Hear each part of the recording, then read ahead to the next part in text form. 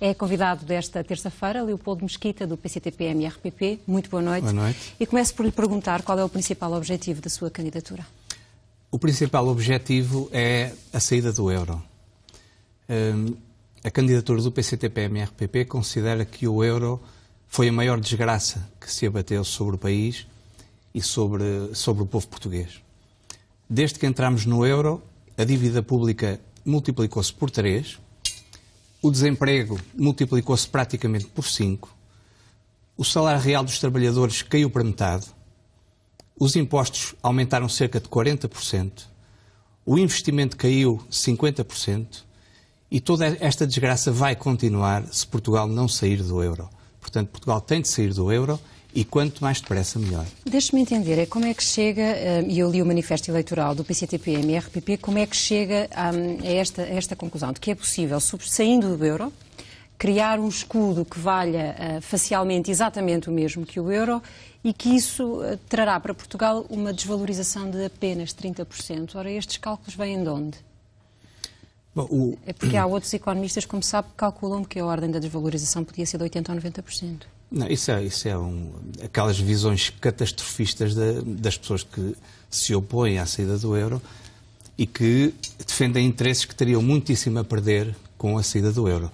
Porque se para o povo, para os trabalhadores, o euro foi uma desgraça, o euro foi uma bênção para o grande capital financeiro, para os grandes capitalistas e, portanto, esses opõem-se e são os economistas ao seu serviço que difundem essas visões catastrofistas. Os cálculos que são feitos apontam realmente para uma desvalorização da ordem dos 30%.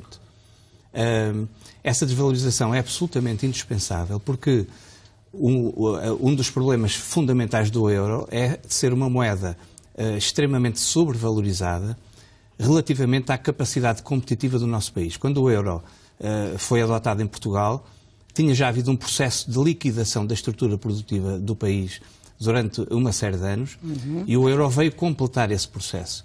E portanto, a culpa não foi mais disso do que propriamente do euro e a situação a que chegámos não foi mais da forma como o país foi gerido do que propriamente do euro. Nós tivemos fundos para nos adaptarmos, para nos aproximarmos das médias de crescimento e desenvolvimento europeu.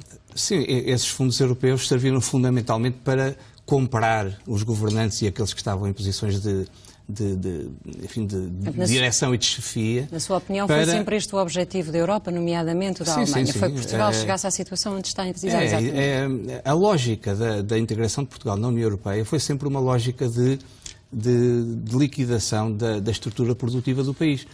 As pescas era para a Espanha, a agricultura era para a França, a indústria era para a Alemanha, para os países do norte da Europa, e Portugal estava reservado e está para ser um país de serviços baratos em que as possibilidades de tirar partido das suas vantagens competitivas são completamente anuladas. Leopoldo Mesquita, deixe-me tentar perceber como é que funciona. Há, de facto, economistas que dramatizam muito o cenário da saída do euro, mas há outros que não. Sabemos, por exemplo, João Ferreira do Amaral sempre defendeu que Portugal não tinha condições para aderir ao euro e nem ele defende uma saída tão, digamos assim, conclusiva, tão rápida, tão feita apenas num passo como a vossa, que inclui, por exemplo, o não pagamento da dívida. Isto deixaria Portugal completamente isolado do resto do mundo. Salazar tentou, mas na altura tínhamos colónias onde íamos buscar matérias-primas e tudo mais. Como é que dentro da vossa solução académica nós conseguiríamos, por exemplo, importar combustíveis? Falou no Salazar. O euro, o que está a provocar, uma das consequências do euro é o regresso aos tempos de Salazar. Não apenas na descida de todas as condições de vida, dos níveis de bem-estar, de emprego, de segurança social, de educação, de saúde. O que está a acontecer é um regresso aos piores tempos de Salazar e também um regresso do ponto de vista da transformação da democracia numa nova forma de fascismo, que é o que temos hoje. Portanto, nós não defendemos o isolacionismo. Desde logo, existem na União Europeia... Então, como é que garantia que, decretando Portugal que não ia pagar a dívida, quais eram exatamente os apoios com que poderíamos contar? Por exemplo, para as necessidades de financiamento do Estado? Bom, Neste momento, nós temos a posição de não pagamento da dívida. O fundamento dessa posição é que essa dívida não foi contraída pelo povo português nem em seu benefício. A dívida é contraída para pagar nova dívida. E, portanto, isto é um mecanismo infernal que o euro aumenta muitíssimo, que é continuamente aumento da dívida. Sabe quanto é que aumentou a dívida desde que chegou a Troika a Portugal? E a Troika vinha para resolver o nosso problema, designadamente os problemas da dívida. Desde que chegou a Troika a Portugal, a dívida aumentou 75 mil milhões de euros. E, portanto, o euro mais. significa... Nós pedimos 78 milhões, vai aumentar mais. Exato. O euro significa exatamente... O euro é a economia da dívida. A única coisa que o euro faz é fabricar dívida. E fabrica dívida por muitas vias. Desde logo, facilita a contração de dívida a todos os níveis e, portanto, peçam dinheiro emprestado. Repare que quando o Governo apresenta melhorias da situação... Mas a minha pergunta é no sentido sem euro, como é que sobrevivemos? Quem serão... acho que já percebemos a ideia que tem dos malefícios do euro, percebemos porque o estamos a sentir e porque entendemos a sua opinião. A minha pergunta é, saindo nós do euro e decretando que não pagamos a dívida, quais vão ser os nossos apoios? Onde é que o Estado se vai financiar para pagar salários de médicos, de professores? Como é que vamos conseguir importar combustíveis para o funcionamento da economia portuguesa? Eu desejaria separar o problema da saída do euro do problema do não pagamento da dívida.